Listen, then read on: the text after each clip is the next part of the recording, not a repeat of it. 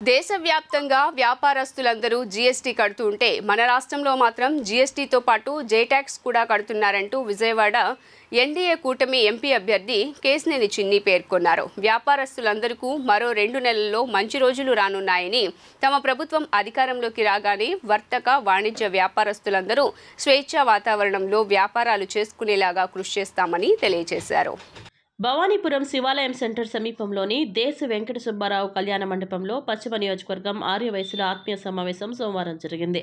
ఈ కార్యక్రమానికి ఆర్యవైశ్య ప్రముఖులతో పాటు ఎన్డీఏ కూటమి విజయవాడ ఎంపీ అభ్యర్థి వెస్ట్ ఎమ్మెల్యే అభ్యర్థి కేశినేని శివనాథ్ చిన్ని, వై సుజనా చౌదరితో పాటు మాజీ MP Konakalla Narayana, TDP minority నేత MS Baig, Vijayawada chamber of commerce మాజీ అధ్యక్షుడు వకలగడ్డ భాస్కర్ రావు, ఆర్యవైశ్య సంఘం నేతలు పాల్గొనడం జరిగింది.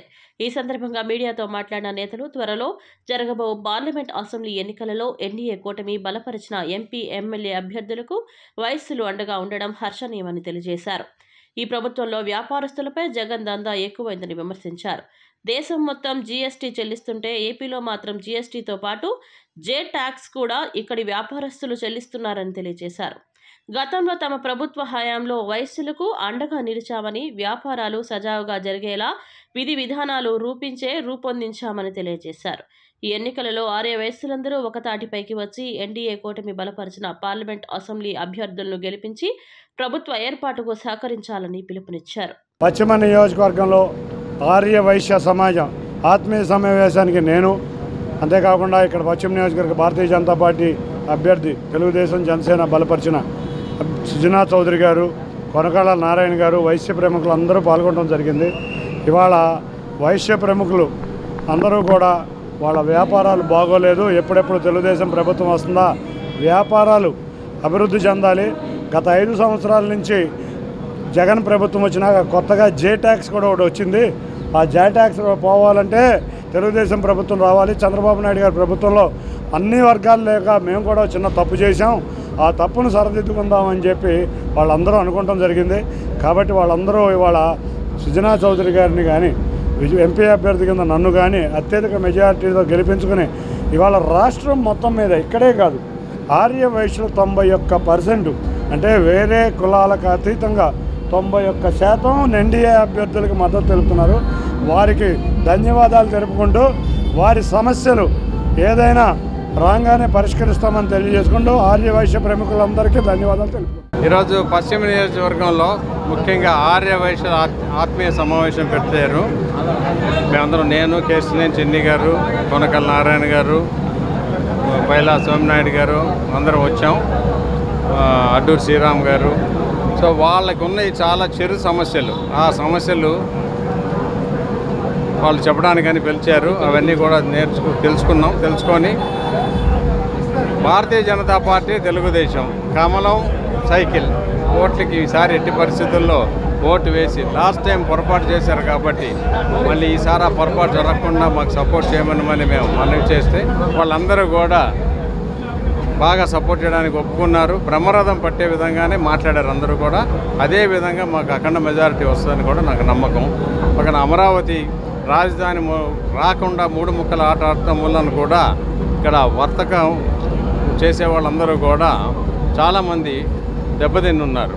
రియల్ ఎస్టేట్లో కానీ వాళ్ళ వ్యాపారాలు పెరగకుండా ఇప్పుడు ఓటు కరెక్ట్గా పడుద్ది, అమరావతి బ్రహ్మాండంగా లెగుస్తుంది.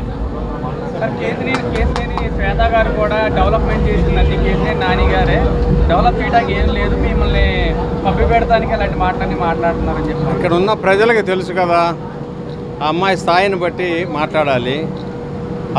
అతనికి ఒకవేళ జ్ఞానం లేకపోతే పిల్లలకు కూడా జ్ఞానం లేకుండా చేయకూడదు, అంతకంటే నేనేం చెప్పను.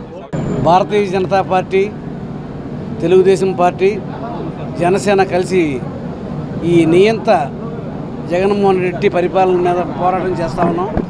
భారతీయ జనతా పార్టీ అభ్యర్థిగా వెస్ట్ నియోజకవర్గంలో సుజనా చౌదరి గారు, సత్యనారాయణ చౌదరి గారు పోటీ చేస్తూ ఉన్నారు. ఆయనకి మద్దతుగా నేను ఈ రోజున డోర్ టు డోర్ క్యాంపెయిన్లో పాల్గొన్నాము. ఇవాళ ఆర్యవైశ్య ఆత్మీయ సమావేశాన్ని పిలిచి వారంతా కూడా సుజనా చౌదరి గారికి, కేశినేని చిన్ని గారికి మద్దతు పలికారు.